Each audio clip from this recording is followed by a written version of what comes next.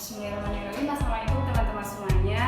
Saya Nadia Saraswati. Di sini bertugas sebagai edukator dari Museum Pos Indonesia. Nah, untuk ruangan yang pertama kita bisa lihat nanti setelah pintu masuk di sebelah kiri ada ruangan tentang berbagai macam motif dari perangko yang pernah digunakan di Indonesia. Ada juga perangko-perangko dari Indonesia sendiri dan kolaborasi dengan beberapa negara. Seperti bisa kita lihat di tahun 2008 ada kolaborasi perangko antara Indonesia dan juga Jepang. Nah, di sini bisa kita lihat ada alat musik dari Indonesia yaitu angklung. Ada beberapa alat musik lainnya. Lalu gambar ikan-ikan, ada juga tempat peribadahan berupa atau peninggalan-peninggalan seperti Candi Borobudur. Jadi ini beberapa motif yang kemudian digunakan untuk perangko Indonesia dan juga Jepang. Nah, berlanjut kepada motif perangko selanjutnya di 2015 ada Indonesia bekerja sama dengan Demokrasi Korea atau Rakyat Korea Utara. Nah, bisa kita lihat perangko yang bermotif pertama itu ada Presiden Soekarno dan juga ada Presiden Korea Utara bernama Kim Il-sung ya, yang merupakan Presiden Korea Utara waktu menggunakan atau mengkolaborasikan perangko ini. Nah, selanjutnya bisa kita lihat di 1996. Kalau 1996 ini ada kolaborasi motif perangko Indonesia dan juga Australia. Bisa kita lihat ada fauna yang menjadi motif dari perangko ini. Nah, selanjutnya ada perangko Indonesia Thailand, di mana di sini menampilkan berbagai budaya dari Indonesia dan juga Thailand sendiri. Ada wayang, di mana ini ada pewayangan khas Indonesia, Pandawa, dan juga ada wayang yang bisa dibilang mirip lah dengan wayang-wayang di Thailand walaupun berbeda gitu. Itu bisa membuktikan gitu ya adanya perpaduan dua kebudayaan. Nah, selanjutnya pada 2019 di mana perangko ASEAN dibuat. Nah, di sini ada dari beberapa negara. Bisa kita lihat Malaysia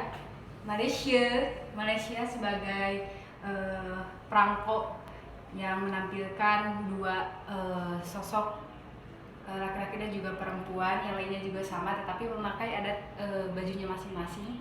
Lalu di sini juga ada beberapa perangko lainnya.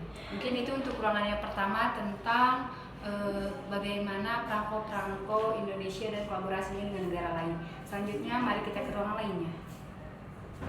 Nah, untuk koleksi-koleksi selanjutnya di Museum Pos Indonesia ini, selanjutnya ada berbagai kendaraan yang kemudian digunakan untuk pengiriman surat-surat antar pos ataupun mengirim surat ke tujuan utamanya. Di sini ada sepeda pos yang kemudian digunakan untuk mengantarkan surat-surat di Indonesia.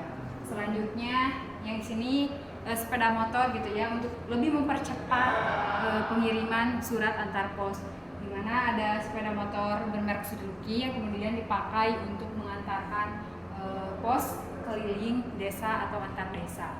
Nah, selanjutnya bisa kita lihat di sini terdapat berbagai jenis bis-bis surat yang kemudian nanti kita letakkan untuk nanti kemudian suratnya dikirimkan ke pos-pos selanjutnya. Di sini ada pos bis surat. Jadi nanti kita bisa masukkan suratnya ke sini. Ada juga administered poster. Jadi ini juga salah satu jenis kotak penyimpanan surat. Nah, selanjutnya juga ada warna abu dengan berbagai jenis atau bentuk-bentuk yang berbeda, bervariasi, di mana setiap daerah mempunyai ciri khas masing-masing terhadap kotak surat sendiri. Bisa lihat di sini juga ada peti uang atau penyimpanan uang di loket-loket kantor pos. Ini juga dipergunakan di pos-pos terdahulu. Ada juga ini peti pos yang kemudian merupakan sarana yang kemudian disediakan oleh Pos Indonesia untuk memberikan kemudahan kepada para pengguna jasa surat pos yang berada di gedung bertingkat.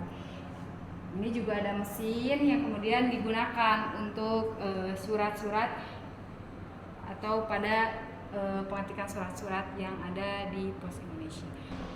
Mungkin itu beberapa koleksi yang ada di Museum Pos Indonesia ini. Sekian, saya sebagai Nadia Saraswati edukator dari